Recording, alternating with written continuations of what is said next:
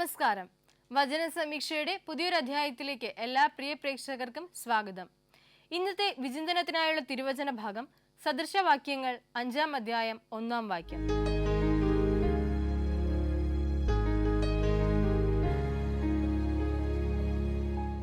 എന്റെ മകനെ, എന്റെ ജ്ഞാനത്തെ ശ്രദ്ധിക്കുക, എന്റെ വിവേകത്തിന് ചെവി ചായ്ക്കുക. ഈ തിരുവചനത്തിലൂടെ സ്വർഗത്തിൽ നിന്നുള്ള നമുക്കുള്ള അരുളിപ്പാട് എന്തെന്നായികയാൽ നമ്മുടെ ദൈവമായ കർത്താവിൻ്റെ വാക്കുകൾ കേൾക്കുവാൻ, ജ്ഞാനത്തെ ശ്രദ്ധിക്കുവാൻ നാം കടപ്പെട്ടിരിക്കുന്നു. നമുക്കറിയാം, ഒരു മനുഷ്യന് ഈ ലോകത്തിൽ നിന്ന് നേടാനാകുന്ന അറിവിനെ സ്വർഗം നൽകുമ്പോൾ അത് ജ്ഞാനമായി മാറുന്നു. ജ്ഞാനം എന്നാൽ അറിവും പ്രബോധനം പകരുവാനുള്ള ശേഷിയും ശക്തിയും ആർജവവും ഒക്കെയാണ്. അങ്ങനെയെങ്കിൽ ദൈവത്തിൽ നിന്നുള്ള ജ്ഞാനത്തെ ഓരോ മനുഷ്യനും ശ്രദ്ധിക്കുവാൻ ഈ വചനം നമ്മോട് പറയുന്നുണ്ട്. ശ്രദ്ധിക്കുക മാത്രമല്ല, പിന്നെയോ സ്വർഗത്തിന്റെ വിവേകത്തെ, സ്വർഗത്തിന്റെ വിവേകം എന്നാൽ സ്വർഗം നമുക്ക് നൽകുന്ന, ഓരോ ക്രൈസ്തവനും സ്വർഗത്തെ പിന്തുടരുന്ന ഓരോ മനുഷ്യനും നൽകുന്ന വിവേകവും വിവേചിച്ചറിയുവാനുള്ള കരുത്തും അല്ലെങ്കിൽ അതിനുള്ള ദിശാബോധവും ഒക്കെയാണ്. ഓരോ കാര്യങ്ങളും നന്നായി ചെയ്യുവാൻ, ഓരോ കാര്യങ്ങളെയും അതിൻ്റെ കാര്യപ്രാപ്തിയോടുകൂടി സമീപിക്കുവാനുള്ള ഒരു തിരിച്ചറിവ്. അങ്ങനെയെങ്കിൽ സ്വർഗത്തിന്റെ വിവേകത്തെ കൂടി ചെവിചായ്ച്ചുകൊണ്ട്, വിവേകത്തിനു കൂടി ചെവിചായ്ച്ചുകൊണ്ട് മുന്നോട്ട് നീങ്ങുവാൻ ഈ വചനം നമ്മോട് ആഹ്വാനം ചെയ്യുന്നു. സ്വർഗത്തിന്റെ ജ്ഞാനത്തെ ശ്രവിക്കുവാനും ശ്രദ്ധിക്കുവാനും വിവേകത്തെ പിന്തുടരുവാനും നമുക്ക് സാധിക്കട്ടെ. അങ്ങനെ ഉത്തമ ക്രൈസ്തവ ജീവിതം നയിക്കുവാൻ നമ്മെ ഈ വചനം ശക്തിപ്പെടുത്തട്ടെ. വചന സമീക്ഷയുടെ അധ്യായത്തിലേക്ക് എല്ലാ പ്രേക്ഷകർക്കും ഒരിക്കൽ കൂടി സ്വാഗതം. ഒരിടത്ത് ഒരു സമർത്ഥനായ അഭിഭാഷകനുണ്ടായിരുന്നു. നാട് മുഴുവനും അറിയപ്പെടുന്ന ഒരു അഭിഭാഷകൻ. ഏറ്റെടുക്കുന്ന കേസുകളെല്ലാം അല്ലെങ്കിൽ ഏറ്റെടുക്കുന്ന ഓരോ കാര്യങ്ങളും അത്ര മനോഹരമായി, അത്ര കൃത്യതയോടുകൂടി ചെയ്ത് വിജയത്തിൽ എത്തിച്ചേരുന്ന ഒരു അഭിഭാഷകൻ. ദൈവത്തിന്റെ അനുഗ്രഹം എന്നോണം അത്രമാത്രം ജീവിതത്തിലെ ആ ഒരു മേഖലയിൽ, ജോലി മേഖലയിലൊക്കെയും തിളങ്ങി നിൽക്കുന്ന അദ്ദേഹം എല്ലാ ദിവസവും വീട്ടിൽ നിന്നും നടന്നു മാത്രമേ കോടതിയിലേക്ക് പോവുകയുണ്ടായിരുന്നുള്ളൂ. ഒരുപാട് വ്യവഹാരങ്ങളെ പരിഹരിക്കുന്ന ഒരു അഭിഭാഷകനായതുകൊണ്ട് തന്നെ നാട്ടുകാരുടെയും വീട്ടുകാരുടെയും ഒക്കെ മുന്നിൽ ഒരു മാതൃകയായിട്ടുള്ള, അല്ലെങ്കിൽ സ്നേഹസമ്പന്നനായിട്ടുള്ള, അല്ലെങ്കിൽ എല്ലാം കൊണ്ടും വിജയത്തിലെത്തിയ ഒരു അഭിഭാഷകൻ. അദ്ദേഹം എല്ലാ ദിവസവും വീട്ടിൽ നിന്നും കോടതിയിലേക്ക് നടന്നു പോകുന്നതിനും ഒരു കാരണമുണ്ടായിരുന്നു. ജീവിതത്തിൽ ഇത്രയൊക്കെ വിജയിച്ചിട്ടും അദ്ദേഹത്തിന്റെ മാനസിക സമ്മർദ്ദം കുറയ്ക്കുവാൻ അദ്ദേഹം മദ്യത്തെ ആശ്രയിച്ചിരുന്നു. ഈ വീട്ടിൽ നിന്നുള്ള യാത്രാമധ്യേ ആ കോടതിയിലേക്ക് എത്തുന്നതിന് മുൻപേ എല്ലാ ദിവസവും പ്രഭാതത്തിൽ അവിടെയുള്ള ഒരു മദ്യശാലയിൽ കയറി ചെറുതായി മദ്യം കഴിച്ചതിന് ശേഷം മാത്രമേ അദ്ദേഹം കോടതിയിലേക്ക് പോയിക്കൊണ്ടിരുന്നുള്ളൂ. അത് അദ്ദേഹത്തെ സംബന്ധിച്ചിടത്തോളം മാനസിക സമ്മർദ്ദം കുറയ്ക്കുവാനും അതുപോലെ തന്നെ മാനസിക സന്തോഷത്തിനും വേണ്ടിയിട്ടുള്ള ഒരു സ്വഭാവമായിരുന്നു. അങ്ങനെ ഇരിക്കെ പതിവ് പോലെ ഒരു ദിവസം, ഒരു മഴയുള്ള ഒരു ദിവസം, ഇദ്ദേഹം വീട്ടിൽ നിന്നും യാത്ര തിരിക്കുകയാണ് കോടതിയിലേക്ക്. മദ്യശാലയിൽ കയറണം എന്ന കൃത്യമായിട്ടുള്ള ലക്ഷ്യബോധത്തോടു കൂടിയാണ് അദ്ദേഹം നടക്കുന്നത്. കുറച്ചു ദൂരം പിന്നിട്ടപ്പോൾ പിറകിൽ ആരോ നടന്നു വരുന്നതായി അദ്ദേഹത്തിന് അനുഭവപ്പെടുകയാണ്. തന്നെ ആരോ പിന്തുടരുന്നു എന്ന ചിന്തയിൽ അദ്ദേഹം തിരിഞ്ഞു നോക്കുമ്പോൾ അദ്ദേഹം പ്രതീക്ഷിക്കാത്ത ഒരാളെ അദ്ദേഹം തന്റെ പിറകിലായി കാണുകയാണ്. ആരെയാണ് അദ്ദേഹം കണ്ടത്, ആരാണ് അദ്ദേഹത്തെ അനുഗമിച്ചത്, പിന്തുടർന്നത് എന്നുള്ള വിശേഷത്തിനായി നമുക്ക് മടങ്ങി വരാം, അല്ലെങ്കിൽ കഥയിലേക്ക് നമുക്ക് മടങ്ങി വരാം. അതിനു മുൻപായി നമ്മുടെ ആദ്യത്തെ കോളറിലേക്ക് നമുക്ക് പോകാം. നമസ്കാരം, വചന സമീക്ഷയിലേക്ക് സ്വാഗതം. ആരാണ്? ജിജി ആന്റി, എവിടെ നിന്ന് വിളിക്കുന്നു? കൊല്ലം വെളിച്ചിക്കാലയിൽ നിന്ന്. കൊല്ലം. വീട്ടിൽ ആരൊക്കെയുണ്ട്? ഹസ്ബൻഡും 2 മക്കളും. മക്കളൊക്കെ പഠിക്കുവാണോ? അല്ല, ജോലിയാ. ഒരാള് ഗൾഫിലാണ്, ഒരാൾ ഇവിടെ നാട്ടിലുണ്ട്. ആന്റി, വീട്ടിലെല്ലാരും സുഖമായിട്ടിരിക്കുന്നോ? ആ, സുഖമായിരിക്കുന്നു. മഴയൊക്കെ ഉണ്ടോ കൊല്ലത്ത്? പിന്നെ മഴയായിരുന്നു, ഇന്നിപ്പം കുഴപ്പമില്ല. ഇന്ന് ഒരു എന്താ പറയാ, രണ്ടും കൂടി ചേർന്നൊരു കാലാവസ്ഥ അല്ലേ? അതെ. ആന്റി, അറിയാലോ നമുക്ക് 4 ചോദ്യങ്ങളായിരിക്കും ഉണ്ടാവുക. അതെ. ഓക്കെ, അപ്പൊ അതില് നമുക്ക് ചോദ്യത്തിലേക്ക് കയറിയാലോ? ഓക്കെ. അപ്പം ആന്റിക്ക് വേണ്ടിയിട്ടുള്ള ഒന്നാമത്തെ ചോദ്യം ഇതാണ്: മൃതന്മാർക്ക് എന്താണ് സംഭവിക്കുന്നത്?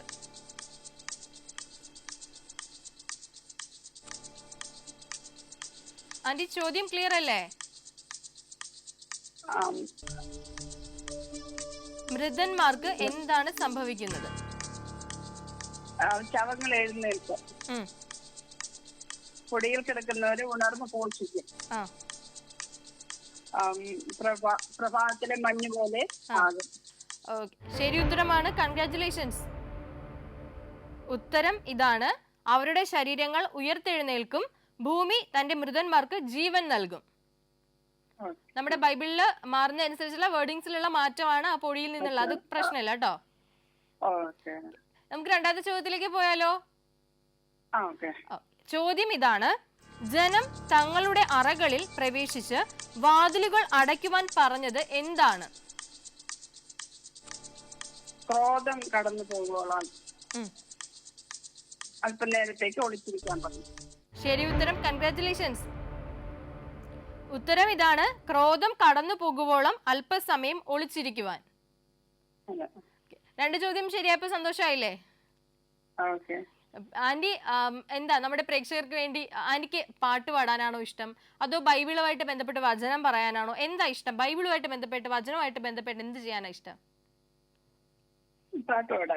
പാടിക്കോളൂ ആന്റി, പാടിക്കോളൂ.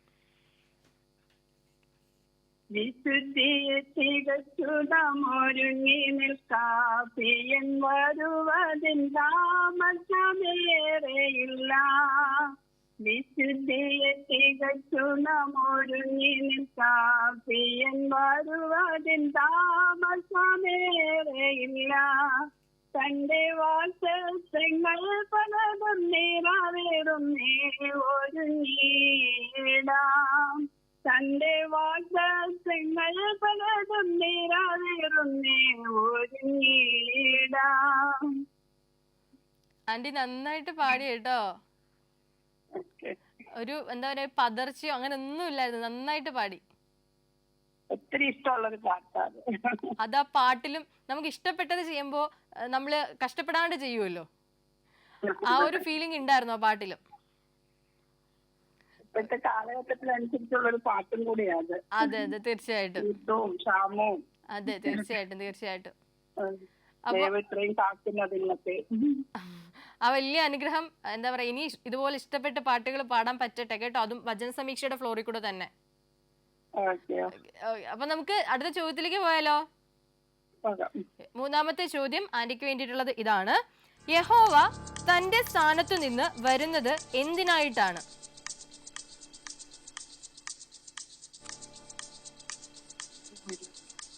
യഹോവ തന്റെ അത് ശരി ഉത്തരമാണ്. ഉത്തരം ഇങ്ങനെയാണ്: ഭൂവാസികളെ അവരുടെ അകൃത്യം നിമിത്തം ശിക്ഷിക്കുവാൻ. അപ്പൊ നമുക്ക് ലാസ്റ്റത്തെ ചോദ്യത്തിലേക്ക് പോയാലോ? ചോദ്യം ഇതാണ്: ലിവ്യാഥാൻ എന്താണ്? മഹാസർപ്പം, സമുദ്രത്തിലെ മഹാസർപ്പം. ശരി ഉത്തരം. കൺഗ്രാറ്റുലേഷൻസ്. ഉത്തരം ഇതാണ്: സമുദ്രത്തിൽ കുതിച്ചോടുന്ന മഹാസർപ്പം. അപ്പൊ 4 ചോദ്യങ്ങളും ശരി ഉത്തരം നൽകിയിട്ടുണ്ട്. ഓക്കെ. അപ്പൊ വലിയൊരു സന്തോഷമായില്ലേ? ആ പാട്ട് പാടിയപ്പോൾ ഉള്ള സന്തോഷം ഇപ്പോൾ തോന്നുന്നില്ലേ? ഓക്കെ തീർച്ചയായിട്ടും. അപ്പൊ ആന്റി തീർച്ചയായിട്ടും ഇനിയും നമ്മുടെ വചന സമീക്ഷയിലേക്ക് വിളിക്കുക കേട്ടോ. ഓക്കെ. നമ്മൾ കുടുംബത്തിനും ഒക്കെ വേണ്ടിയിട്ട് പ്രാർത്ഥിച്ചോളാം. പ്രാർത്ഥനയിൽ ഓർക്കുക. Thank you.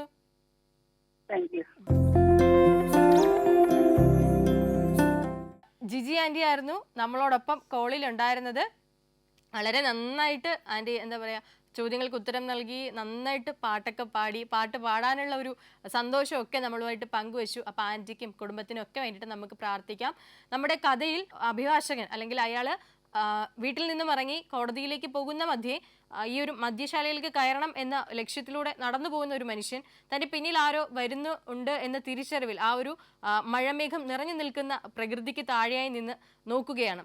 അയാൾ തിരിഞ്ഞു നോക്കിയപ്പോൾ ആകട്ടെ ഒട്ടും പ്രതീക്ഷിക്കാത്ത ഒരു ആളെയാണ് കണ്ടത്. അദ്ദേഹത്തിൻ്റെ പ്രിയപ്പെട്ട കുഞ്ഞുമോൻ, അതായത് പ്രിയപ്പെട്ട പുത്രനെയാണ് അദ്ദേഹം കണ്ടത്. അവനാകട്ടെ 5 വയസ്സുള്ള ഒരു കുഞ്ഞ്. അവൻ ഈ അച്ഛൻ്റെ കാൽപാത അല്ലെങ്കിൽ ഈ കുതിർന്നു കിടക്കുന്ന മണ്ണിൽ ഈ അപ്പൻ നടന്നു പോകുന്ന കാൽപാദങ്ങൾ പിന്തുടർന്നുകൊണ്ട് വരികയാണ്. അപ്പോൾ അവൻ ആ ഓരോ വലിയ കാൽപാദത്തിലും അവൻ്റെ ചെറിയ കാൽപാദങ്ങൾ വച്ചുകൊണ്ട് മുന്നോട്ട് നടന്ന് അപ്പനെ പിന്തുടരുകയാണ്. ഇത് കണ്ട് ഇയാൾ അതിശയത്തോടെ തിരിഞ്ഞു നിന്ന് ഈ മകനെ വാരിയെടുക്കുന്നുണ്ട്. എന്നിട്ട് ചോദിക്കുന്നുണ്ട്, എൻ്റെ കുഞ്ഞ് എന്തിനാ ഈ സമയത്ത് അപ്പൻ്റെ പിന്നാലെ വരുന്നത്, കുഞ്ഞ് എന്തിനാ വീട്ടിലിരിക്കാതെ ഈ സമയത്ത് എൻ്റെ പിന്നാലെ വരുന്നത്, മഴ വരുന്നത് നീ കാണുന്നില്ലേ, അങ്ങനെ സ്നേഹത്തോടെ അവനെ ശാസിക്കുകയാണ്. നീ എന്തിനാ വന്നേ, മഴ വരുന്നത് നീ കാണുന്നില്ലേ, അമ്മ നിന്നെ വീട്ടിൽ അന്വേഷിക്കില്ലേ, തുടർന്നുള്ള ചോദ്യങ്ങളൊക്കെ ചോദിക്കുകയാണ്. അപ്പോൾ ആ കുഞ്ഞ് ചിരിച്ചുകൊണ്ട് അപ്പനൊരു മറുപടി നൽകുന്നുണ്ട്. ഞാൻ അപ്പൻ്റെ കാൽപാദങ്ങൾ നോക്കിയാ വന്നേ, ഞാൻ അപ്പൻ്റെ കാൽപ്പാടുകൾ പിന്തുടർന്ന വന്നത് എന്നുള്ളത്. പക്ഷേ ഈ 2-3 വാക്കുകൾക്ക് ആ അപ്പൻ്റെ മനസ്സിൽ, എല്ലാവരുടെയും മുന്നിൽ മാതൃകയായിട്ടുള്ള ആ മനുഷ്യൻ്റെ മനസ്സിൽ വലിയ കോളിളക്കം സൃഷ്ടിക്കുവാൻ കെൽപ്പുള്ള വാക്കുകളായിട്ട് മാറുകയാണ് ചെയ്തത്, അല്ലെങ്കിൽ അത്രത്തോളം ശക്തിയുള്ള വാക്കുകളായി ഇത് മാറുകയാണ് ചെയ്തത്. എപ്രകാരമാണ് ഈ വാക്കുകൾ ആ അഭിഭാഷകനെ, ആ പിതാവിൻ്റെ ആ പിതൃഹൃദയത്തെ ബാധിച്ചത്, അല്ലെങ്കിൽ അതിനെ ശക്തിപ്പെടുത്തി, അല്ലെങ്കിൽ അതിനെ ചിന്തിപ്പിച്ചത് എന്നുള്ള കഥയിലേക്ക് നമുക്ക് മടങ്ങി വരാം. അതിനു മുൻപായി നമ്മുടെ 2ാമത്തെ കോളറിലേക്ക് നമുക്ക് പോകാം. നമസ്കാരം, വചന സമീക്ഷയിലേക്ക് സ്വാഗതം. ആരാണ്? കനകം. മേഴ്സി ആന്റി, എവിടെ നിന്ന് വിളിക്കുന്നു? ചെമ്പഴന്തി, ഉദയഗിരി. ഓക്കെ, തിരുവനന്തപുരത്തെ ചെമ്പഴന്തി അല്ലേ? തിരുവനന്തപുരത്ത് ചെമ്പഴന്തി. ആന്റി, വീട്ടിൽ ആരൊക്കെയുണ്ട്? എന്റെ വീട്ടില് ഇപ്പൊ ഞാനും അനിയത്തിയുടെ മോനുമാണ് ഉള്ളത്. അവൻ ജോലിക്ക് പോയിരിക്കുന്നു, ഇപ്പൊ ഇവിടെ ഇല്ല. ആന്റി വർക്ക് ചെയ്യുവാണോ? അല്ല, ഞാൻ SSC വർക്ക് ചെയ്തിരുന്നു, ഇപ്പൊ റിട്ടയർഡ് ആയി. ഓ, റിട്ടയർഡ് ആയി. ഓക്കെ, അപ്പം എന്താ പറയാ, അതിനുശേഷമുള്ള ഒരു സമാധാനപരമായിട്ടുള്ള ഒരു ജീവിതം നയിക്കുക അല്ലേ? ഓ അതെ. ആന്റി എല്ലാ ദിവസവും ബൈബിള് വായിക്കാറുണ്ടോ? ഓ, എല്ലാ ദിവസവും വായിക്കും. സന്തോഷമായിട്ടിരിക്കുന്നോ? ഓ, സന്തോഷമാണ്. ഇന്നലെ ഒന്ന് വീണ്, അപ്പോഴത്തെ കൈയൊക്കെ ഒത്തിരി വേദനയുണ്ട്. എങ്ങനെ, മഴയുടെ വെള്ളത്തിലാണോ അങ്ങനെ വീണയാണോ? അല്ലല്ല, എനിക്ക് വയ്യാത്തോണ്ട് റൂമിലെ ഹാളിൽ തന്നെ അശ കെട്ടിയിട്ടുണ്ട് തുണി വിരിക്കാൻ. അപ്പൊ അത് വിരിച്ചോണ്ട് വന്നപ്പോ കുളിച്ചിട്ട് നനച്ച തുണി കൊണ്ടിട്ടപ്പോഴ് എങ്ങനെയാന്ന് കാല് തെറ്റിപ്പോയോ റൂമില്. എന്നിട്ടിപ്പം ഹോസ്പിറ്റലിൽ പോയോ? ഇല്ലല്ല, അങ്ങനെയൊന്നും ഇല്ല. ഈ ഇടത് കൈ ഒന്ന് കുത്തി വീണത് കൊണ്ട് ആ കൈ പോലെ വന്ന് വേദനയുണ്ട്. അത് സാരില്ല, വീണതിന്റെ ആയിരിക്കും. അപ്പൊ എന്തായാലും ആ വേദനയൊക്കെ മാറട്ടെ കേട്ടോ. ഓ ഓക്കെ ആന്റി, അറിയാലോ നമുക്ക് 4 ചോദ്യങ്ങളായിരിക്കും ഉണ്ടാവുക. അപ്പൊ ചോദ്യത്തിൽ നമുക്ക് പോയാലോ, എന്നിട്ട് വിശേഷങ്ങളിലേക്ക് വരാം. അപ്പൊ ആന്റി, 1ാമത്തെ ചോദ്യം ഇതാണ്. കുതിച്ചോടുന്ന സർപ്പമായ ലിവ്യാഥാനെ യഹോവ ശിക്ഷിച്ചത് എങ്ങനെയാണ്?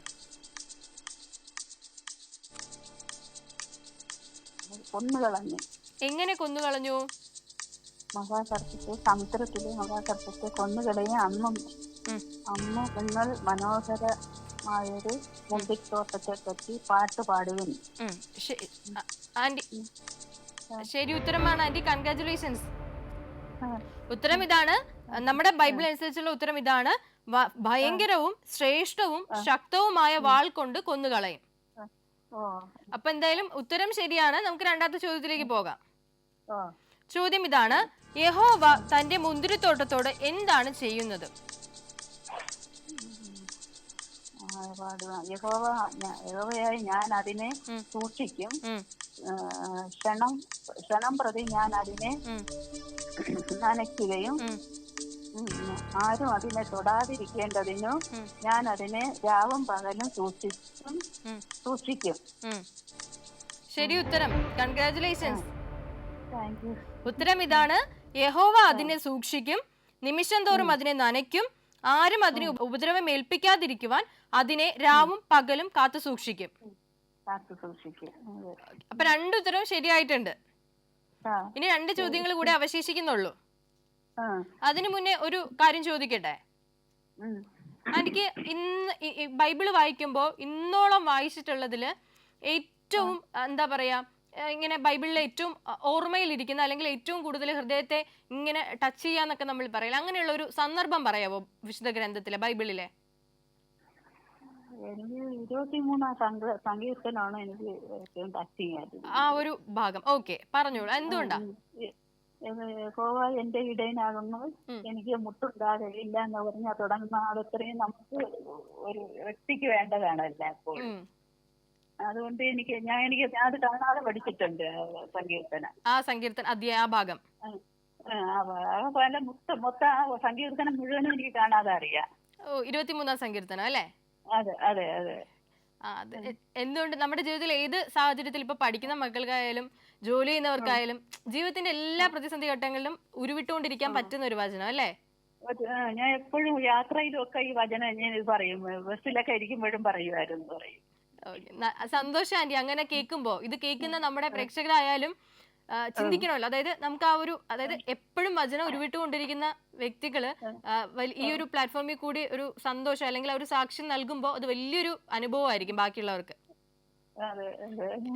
ഓക്കെ ആന്റി, അപ്പൊ നമുക്ക് എന്തായാലും ചോദ്യങ്ങളിലേക്ക് മടങ്ങി വരാം. മൂന്നാമത്തെ ചോദ്യം ഇതാണ്: മുൾച്ചെടികൾക്കും മുള്ളുകൾക്കും എന്ത് സംഭവിക്കും?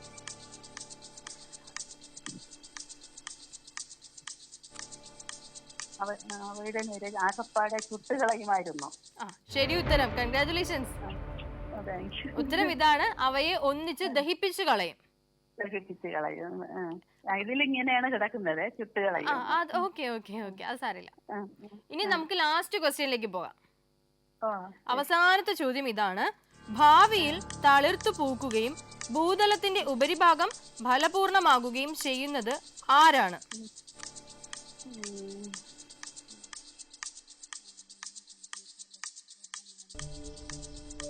വരുംകാലത്ത് യാക്കോബ് വേരൂന്നുകയും ഇസ്രായേൽ തളർത്തു പോക്കുകയും അങ്ങനെ ഭൂതലത്തിന്റെ ഉപരിഭാഗം ഫലപൂർണമാകുകയും ചെയ്യും. അപ്പോൾ തളർത്തു പൂക്കുകയും ഫലപൂർണമാകുകയും ചെയ്യുന്ന ആരാ?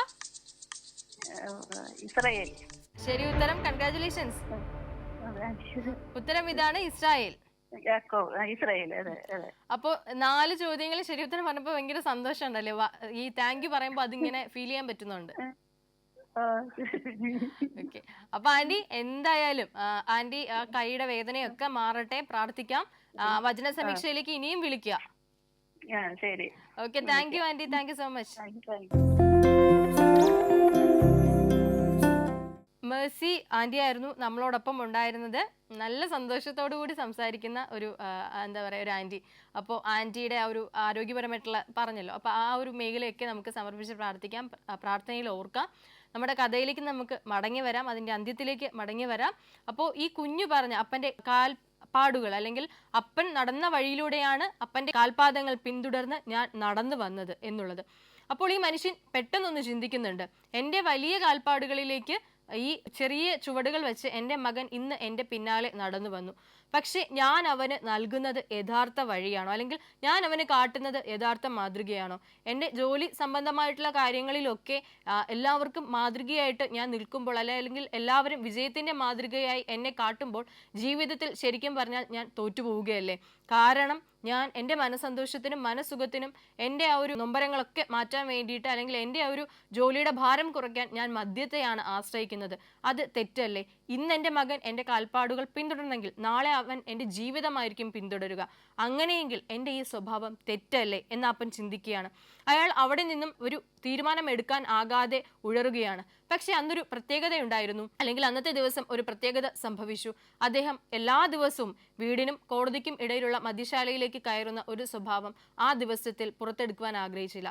അദ്ദേഹം അന്ന് മദ്യശാലയിലേക്ക് പോയില്ല, മദ്യത്തെ ആശ്രയിച്ചില്ല. പിന്നെയോ നേരിട്ട് കോടതിയിലേക്ക് പോയി തിരികെ വീട്ടിലേക്ക് വന്നു.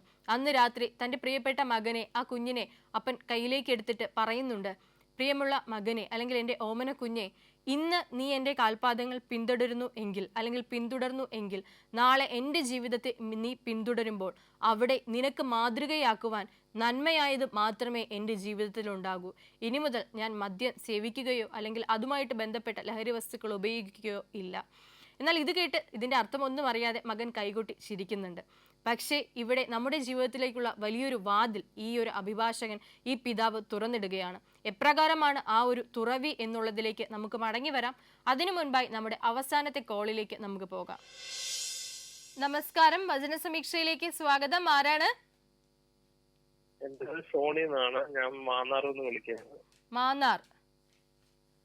ഓക്കെ അങ്കിള്, വീട്ടിലാരൊക്കെ ഉണ്ട്?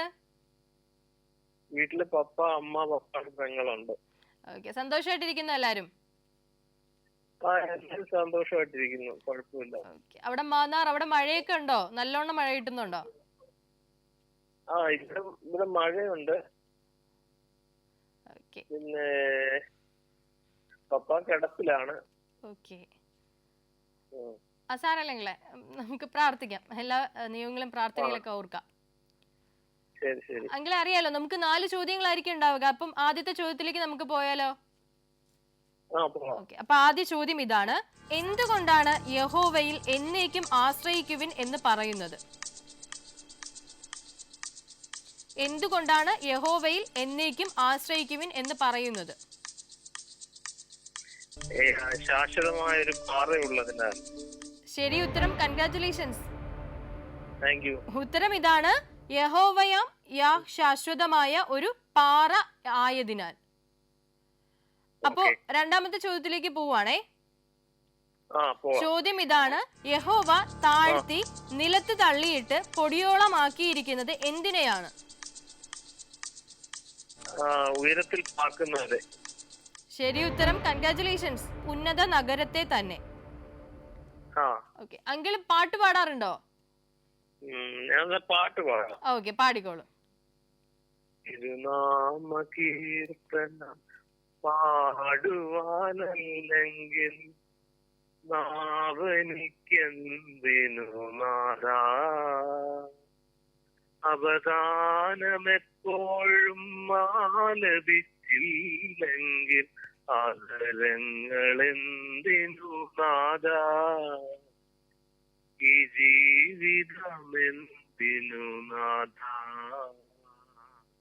തിരുനാമ കീർത്തനം പാടുവാനല്ലെങ്കിൽ നാവനിക്കെന്തിനു നാദാ, അവസാനമെപ്പോഴും ആലപിച്ചില്ലെങ്കിൽ അധരങ്ങളെന്തിനു നാദാ, ഈ ജീവിതമെന്തിനു നാദാ. അങ്കിളെ നന്നായിട്ട് പാടി. Thank you. നല്ല പാട്ടായിരുന്നു. പഠിച്ചിട്ടുണ്ടോ? പാട്ട് പഠിച്ചിട്ടില്ല, വീട്ടിലിങ്ങനെ പാട്ട് കേൾക്കുന്നത്. നല്ല വോയിസും എന്താ പറയാ, പാട്ടിനെ കുറിച്ച് അധികം പറയാനൊന്നും അറിയില്ല, എന്നാലും നമ്മൾ പറയില്ല, ഈ സംഗതി കാര്യങ്ങളൊക്കെ നന്നായിരുന്നു. അപ്പൊ നമുക്ക് എന്തായാലും മൂന്നാമത്തെ ചോദ്യത്തിലേക്ക് പോകാം. ചോദ്യം ഇതാണ്: പരമാർത്ഥതയുള്ള വഴി ആരുടേതാണ്? പരമാർത്ഥതയുള്ള വഴി ആരുടേതാണ്?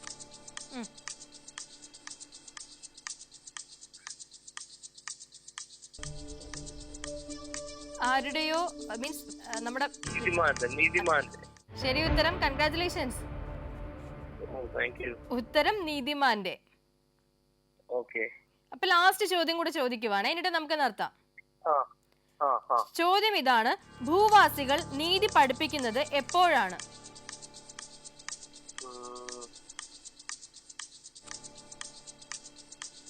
ഭൂവാസികൾ നീതി പഠിപ്പിക്കുന്നത് എപ്പോഴാണ്? ന്യായവിധി ഭൂമിയിൽ നടക്കുമ്പോൾ. ശരി ഉത്തരം. കൺഗ്രാറ്റുലേഷൻസ്. ഉത്തരം യഹോവയുടെ ന്യായവിധികൾ ഭൂമിയിൽ നടക്കുമ്പോൾ. അപ്പോ 4 ചോദ്യവും ശരിയാക്കിയപ്പോ വലിയൊരു സന്തോഷം തോന്നുന്നില്ലേ? നമുക്കും അങ്കിളിന്റെ ഒരു കോള് ഭയങ്കര സന്തോഷം തോന്നുന്നു. കാരണം വളരെ നന്നായിട്ട് പാടി. ആ പാട്ട് ഭയങ്കരമായിട്ട് ഇങ്ങനെ സ്ട്രൈക്കിംഗ് ആയിരുന്നു. അപ്പൊ അങ്കിളെ ഇനിയും വിളിക്കാം കേട്ടോ. വീട്ടിലെ സാഹചര്യങ്ങളൊക്കെ പ്രാർത്ഥനയിൽ ഞങ്ങളും ഓർത്തോളാം. ഓക്കെ, താങ്ക് യു അങ്കിളെ. Thank you. സോണി അങ്കിളായിരുന്നു നമ്മളോടൊപ്പം കോളിൽ ഉണ്ടായിരുന്നത്. അങ്കിള് വളരെ മനോഹരമായിട്ടുള്ള രീതിക്ക് എന്താ പറയുക, ഭയങ്കര ഡിവൈൻ ആയിട്ടുള്ള ഒരു പാട്ടായിരുന്നു.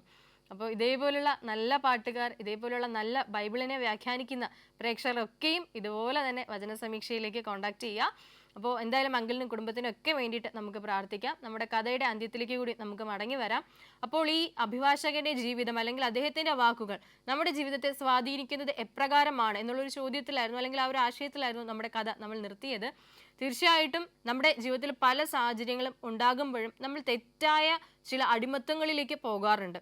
പലപ്പോഴും അത് സാമൂഹ്യ മാധ്യമങ്ങളിലൂടെ അല്ലെങ്കിൽ വാട്സപ്പ്, ഇൻസ്റ്റാഗ്രാം തുടങ്ങിയ മേഖലകളിലൂടെയുള്ള അപരിചിതമായിട്ടുള്ള കൂട്ടുകെട്ടുകളിലേക്കായിരിക്കാം, അല്ലെങ്കിൽ അടിമത്തങ്ങളിലേക്കായിരിക്കാം. എന്നാലും നമ്മുടെ സമൂഹത്തിൽ ഇന്ന് കണ്ടുവരുന്ന ആ ഒരു അടിമത്വം അല്ലെങ്കിൽ മനസ്സിന്റെ ഒരു സന്തോഷത്തിന് വേണ്ടിയിട്ട് നമ്മൾ അഭയം പ്രാപിക്കുന്നത് മദ്യത്തിന്റെയും മയക്കുമരുന്നിന്റെയും ലഹരിക്കും ഒക്കെ അടിമകളായിട്ടാണ്. അങ്ങനെയെങ്കിൽ അവിടെ നിന്നുമുള്ള ഒരു പുനർചിന്ത അല്ലെങ്കിൽ പുനർവിചിന്തനം നമുക്ക് ആവശ്യമാണ്. ശാശ്വതമായിട്ടുള്ള ഒരു അടിമത്വം നമ്മെ നയിക്കുന്നത് നമ്മുടെ നിത്യജീവന്റെ നാശത്തിലേക്കായിരിക്കും. അങ്ങനെയെങ്കിൽ ശാശ്വതമായിട്ടുള്ള അടിമത്വം ദൈവത്തോട് മാത്രമായിരിക്കണം, അല്ലെങ്കിൽ വിധേയത്വം ദൈവത്തോട് മാത്രമായിരിക്കണം. ദൈവം ഒരിക്കലും നമ്മെ അടിമകളായിട്ടോ അടിമത്വത്തിലായിരിക്കുവാനോ നമ്മോട് പറയുന്നില്ല, അല്ലെങ്കിൽ ആഹ്വാനം ചെയ്യുന്നില്ല. പിന്നെയോ നല്ല സ്നേഹിതരായിരിക്കുവാൻ, ദൈവത്തിലേക്ക്, ദൈവകരുണയിലേക്ക് ആശ്രയിക്കുന്ന ദൈവ മക്കളായിരിക്കുവാനാണ് നമ്മോട് ആഹ്വാനം ചെയ്യുന്നത്. അതൊരിക്കലും ഒരു അടിമത്തത്തിന്റെ സ്നേഹമല്ല, പിന്നെയോ തൻ്റെ പ്രിയപ്പെട്ട മക്കളോടുള്ള, പുത്രന്മാരോടും പുത്രിമാരോടുമുള്ള ഒരു അപ്പൻ്റെ സ്നേഹമാണ് ദൈവം നമുക്ക് നൽകുന്ന കരുതൽ. അങ്ങനെയെങ്കിൽ താൽക്കാലികമായിട്ടുള്ള ചില അടിമത്തങ്ങളിലേക്ക് പോകുന്നതിനേക്കാൾ നല്ലത് ശാശ്വതമായിട്ടുള്ള നിത്യജീവന്റെ സ്നേഹത്തിലേക്കുള്ള വഴിയാണ്. അതിന് ഈ ഒരു കഥയും ഈ ഒരു കഥാപാത്രങ്ങളും കഥയുടെ സന്ദേശവും ഒക്കെ നമുക്ക് മാതൃകയായിരിക്കട്ടെ. ആ ഒരു വചനത്തെ അല്ലെങ്കിൽ ഈ ഒരു സന്ദേശത്തെ ഹൃദയത്തിലേറ്റുകൊണ്ട് നമുക്ക് മുന്നോട്ട് നീങ്ങാം. വചന സമീക്ഷയുടെ ഈ അധ്യായം ഇവിടെ പൂർണ്ണമാകുന്നു. പുതിയൊരു അധ്യായത്തിലൂടെ നമുക്ക് വീണ്ടും കണ്ടുമുട്ടാം. നന്ദി, നമസ്കാരം.